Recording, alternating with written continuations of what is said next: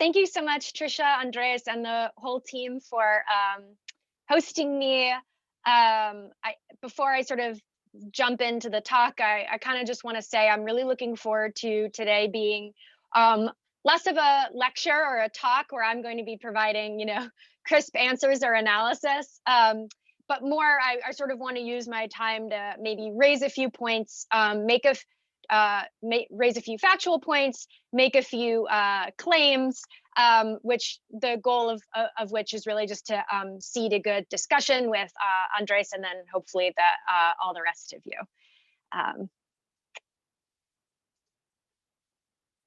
Let's see if I can advance. So why am I talking about egalitarianism and equality?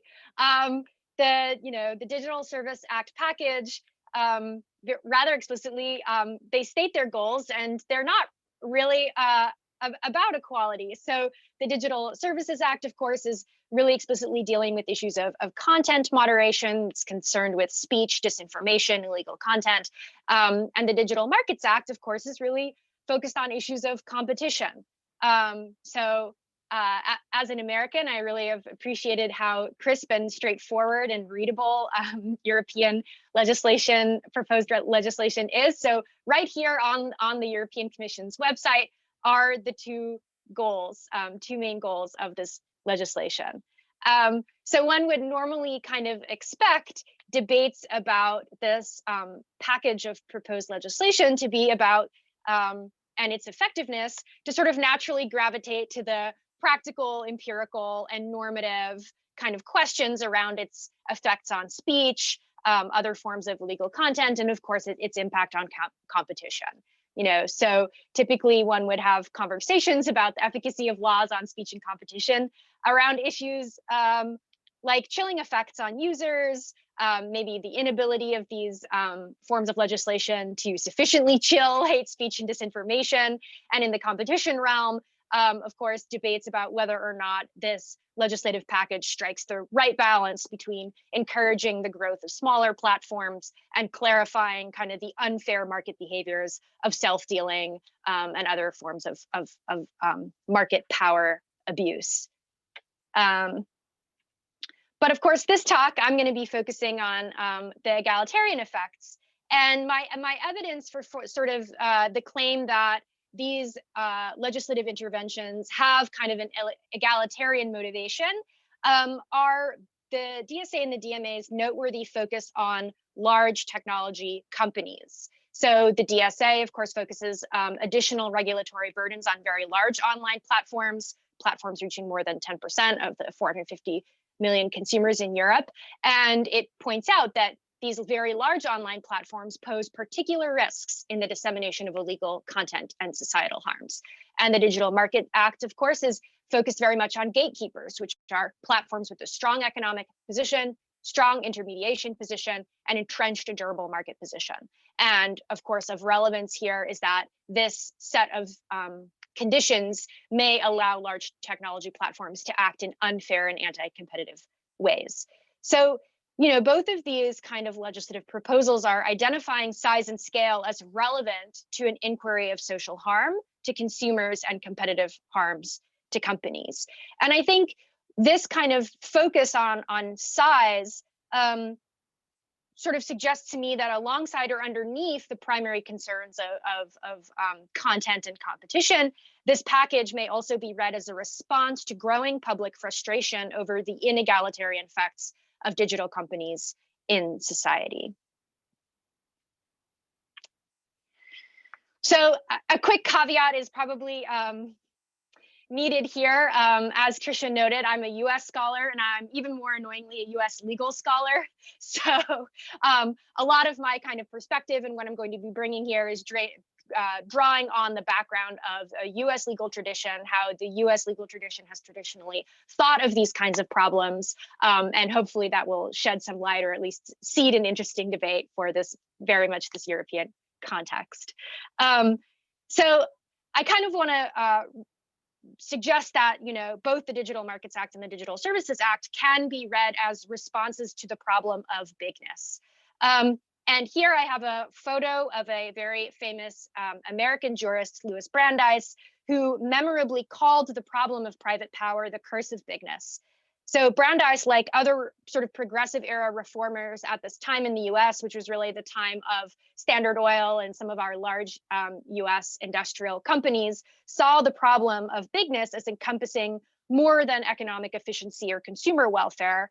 At its core, the problem of bigness raised fundamental concerns of economic and political liberty and represented a fundamental threat to democratic equality. So the problem was that these large corporate entities accumulated a kind of semi-sovereign power, but without any of the democratic checks and balances that we would expect of sovereign authorities. So really here, the curse of bigness theory of the Digital Services Act package is that too much concentration of private power over speech and online markets into the hands of these few tech giants brings them outside the ordinary gravitational pull of the existing rules that allocate power, capabilities, and opportunities between them and their consumers and them and their competitors. And really core to this idea of the problem of bigness as an egalitarian problem is the idea that equality is not just a matter of income or sort of distribution of wealth, but also a problem of domination. That unchecked arbitrary power really allows us to come into unequal social relations with these entities. And a quick survey of the economic facts about these technology companies would say we definitely do have a problem of bigness here. So over the course of the past year, as the pandemic kind of, brought social life to its knees and brought a lot of economic activity to its knees, the stocks of the largest technology companies, Apple, Amazon, Alphabet, Microsoft, and Facebook, rose over the course of the past year. So I don't have super up-to-date estimates on this, but as of the end of 2020, these companies' stocks constituted 37% of the stock market's total worth at the end of 2020. Those levels, and concentrated in a single industry in the US, we haven't seen since really Brandeis's era. So well over 80 years ago, when we were dealing with other very large industries kind of concentrating in the US stock market. This also kind of, I think, gets salience because the distribution of surplus that's created by this concentration in the technology industry, it doesn't get distributed super equally. So the wealthiest Americans, tech entrepreneurs, are more than half of this list of US billionaires, have grown really substantially over the course of the pandemic. So the stock market surge and the lockdown economy has been a real boon to the tech monopolies, if we want to call them that, and has created now multiple US centi-billionaires. So Jeff Bezos, Elon Musk, and Bill Gates are now each worth more than $100 billion as of February 19th. And Mark Zuckerberg is close, so he's at 96 billion. So prior to this year, only Jeff Bezos, he was the only US centi-billionaire. He reached that peak in 2018. So Elon Musk here, if you see this list, it's pretty astonishing. More than half of these people are tech CEOs. So Elon Musk, his wealth grew by 158 billion. That, for reference, of course, he's the SpaceX CEO. For reference, NASA has had a budget of 22.6 billion for this past year. Jeff Bezos's wealth grew from 113 billion in March 18th of 2020 to 189.3 billion, which is an increase of about 2/3. If you add in his ex-wife, Mackenzie Scott's wealth of 57 billion on February 19th, the two had a combined wealth of almost $250 billion. And for reference, if you took just Bezos's growth, $76.3 billion, and you distributed it to his 810 US employees, they would each get a windfall bonus of over $94,000. And Bezos would not be any poorer than he was 11 months ago. And Mark Zuckerberg, of course, you have to mention Mark Zuckerberg. His wealth grew from $54.7 billion on March 18th, 2020 to 96 billion, which is a 3/4 increase. So I want to suggest that these problems of bigness raise issues of economic inequality. As we saw, the problem of this immense economic surplus being captured by very few people, as well as problems of social inequality, by which I mean the social relations in which people can empower or dominate one another, uplift or oppress one another, and how these sort of social relations by which people can dominate or uplift one another are increasingly materialized in digital forms, in digital ways of relating to one another. So questions of the distribution of economic wealth that's generated by information and the benefits and costs of that production, as well as these relations of domination and oppression, are both increasingly kind of present in how we regulate the technology industry. So coming back to the Digital Services Act and the Digital Markets Act as responses to bigness and its inegalitarian effects, I think that there are sort of two questions that we can kind of explore and that I would love to continue to explore with you all in the discussion in the Q&A. So the first, of course, is how might the Digital Services Act and the Digital Markets Act lead to greater social and economic equality? So can we evaluate them along the lines of what their egalitarian interventions in the problems of bigness are? So we can sort of evaluate them using various egalitarian theories and sort of see if they stack up to what we would potentially want any legal interventions for the problems of bigness to achieve. And second, we can sort of ask, okay, if we take these egalitarian concerns as sort of the central motivations for reform, what egalitarian policies or reforms would we sort of propose or lead would sort of result from taking that as our central motivation? And are the Digital Services Act and the Digital Markets Act, those? Are they the ones that we would choose if we just explicitly said what we're interested in achieving is egalitarian, as an egalitarian intervention? So before we sort of jump into those first two questions, just to get some key terms on the table. So what do I mean by equality or egalitarianism? There are sort of, I think, two schools of egalitarianism that I'm really sort of pulling from here. The first is sort of a distributive theory of equality. And so here we can think of the great egalitarian theorist, Jerry Cohen, who really says that, what egalitarians are centrally concerned with are equalizing the relevant currencies of egalitarian justice. So this might be income, of course, but also things like capabilities or outcomes. So the goal of an egalitarian is to identify the relevant currencies of egalitarian justice. That might be money, that might be happiness, that might be essential services like housing and education, and then seek to distribute access to those things or achievement of those things equally across the relevant population. The other is relational, and this is really a way of understanding egalitarian interventions as, equality at the end of the day is not just about the distribution of goods or services, but it's about our social relations. And so here I'm thinking of philosophers like Elizabeth Anderson, Iris Marion Young, and Samuel Scheffler. And what these thinkers really highlight is that egalitarians should care not about the distribution of things, but about how people relate to one another.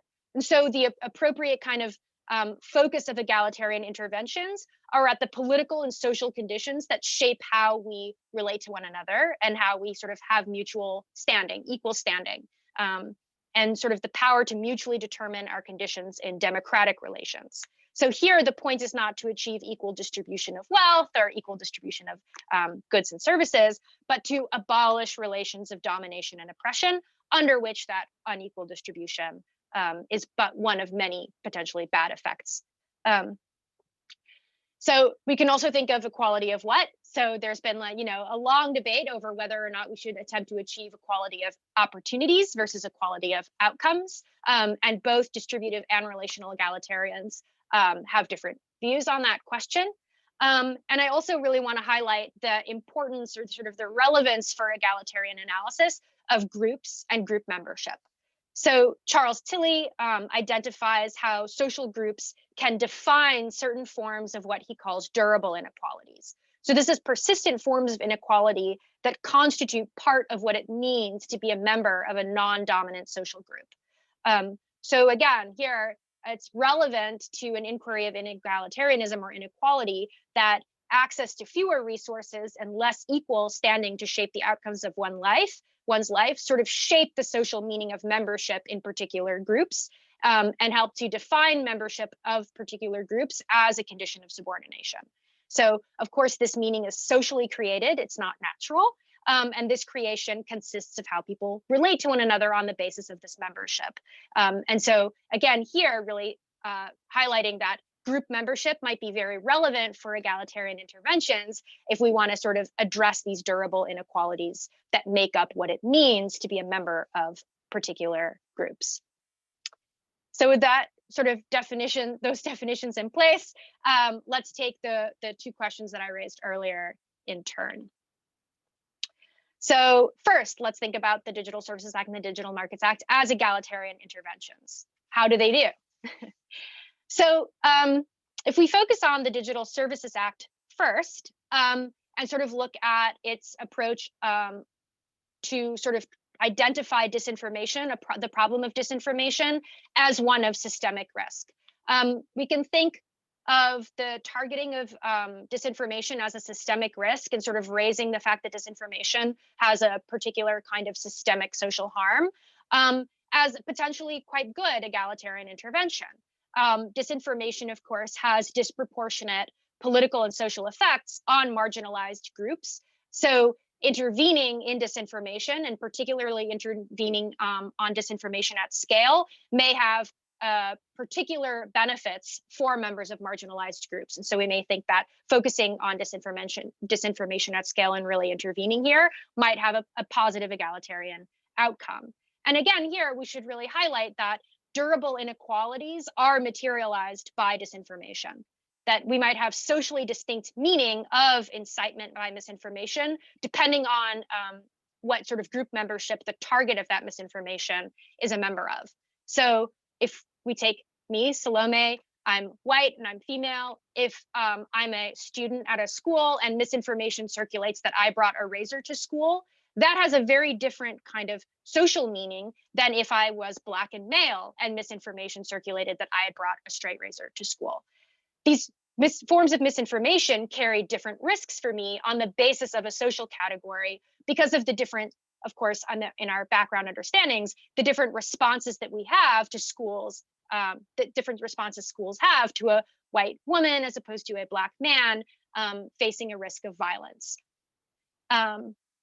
Distinct risks of harm from misinformation by social category can also kind of be understood on the basis of these social groups kind of at scale. So we might think that we should intervene to eliminate misinformation or disinformation because women or minorities face far greater degrees of coordinated misinformation attacks. The scale of misinformation that they're subject to, the degree of it, and the risk of violence coming from it may be very different depending on your social category membership. So to curb misinformation may have disproportionate benefits for marginalized groups. And so we may therefore think this is a very good egalitarian intervention. If we take the distributive view, we can also kind of understand data as a currency of egalitarian justice. So one feature of the Digital Services Act is that it provides data sharing for researchers. We can sort of see this as a proto-public interest in this valuable asset of information, opening it up, this resource up for public good, rather than sort of just leaving it to be exploited for private gain. I'm sort of running short on time, so I'll just quickly say, we can similarly understand the egalitarian benefits of the Digital Markets Act. So here, really focusing on unfair advantages and closed off channels of opportunity. We can understand opening up these channels of opportunity as creating opportunity pluralism. So egalitarian theorist Joseph Fishkin really talks about equality of opportunity as changing opportunity structures. So if we open up more opportunities and we lower the stakes of engaging in a few high stakes bottlenecks, we can sort of create greater equality. And so you might think that sort of imposing regulation on these gatekeepers or these bottlenecks helps to achieve this opportunity pluralism. I also just quickly want to raise a few limitations or alternatives. So, I think if we sort of think about centrally motivating our interventions in these spaces by the egalitarian issues that I've raised, we may actually sort of suggest a very different set of interventions than the interventions that we have here in the Digital Services Act and the Digital Markets Act. So, you know, one might think that there are real limits to just transparency and reporting as a response to unjust social relations like racism, sexism, and xenophobic violence. I also want to suggest that the assetization of information and the speculative usage of those assets that sort of drives a lot of the market issues that we see in the Digital Markets Act. Again, I think there's a real limit in primarily responding to these things with transparency and increased choice. And maybe just to seed some of the discussion going forward, since I'm right about at 20 minutes, I think that we can sort of draw lessons from the financial crisis and from the US progressive era that Louis Brandeis sort of initially grounded us in potentially seeding some more robust alternatives or responses to egalitarianism. So there's some good language about too big to fail in the Digital Services Act and the Digital Markets Act already that sort of seem to echo some of the language that we had around the financial crisis and large banks. But you know, I really think it would be interesting to think through with greater specificity what more robust demand side regulation on the assetization of information might look like to dampen specifically the kinds of speculative assetization and behavioral targeting that really drives a lot of the anti-competitive harms that these set of proposals are sort of aiming at. And here, I would love to think through more what it might mean to engage in stress testing or forms of adequacy requirements for large information companies. And lessons from the US progressive era response, you see some proto language of public options or sort of public utilities regulation in this set of packages. But I think that it would be really interesting to think through what more robust forms of creating public options or real public utilities forms of regulation over these large technology companies might look like. And with that, and maybe the slide of possible ways forward to as a seed of discussion, I'm gonna turn things over to Andres as I stop sharing my screen. Thank you.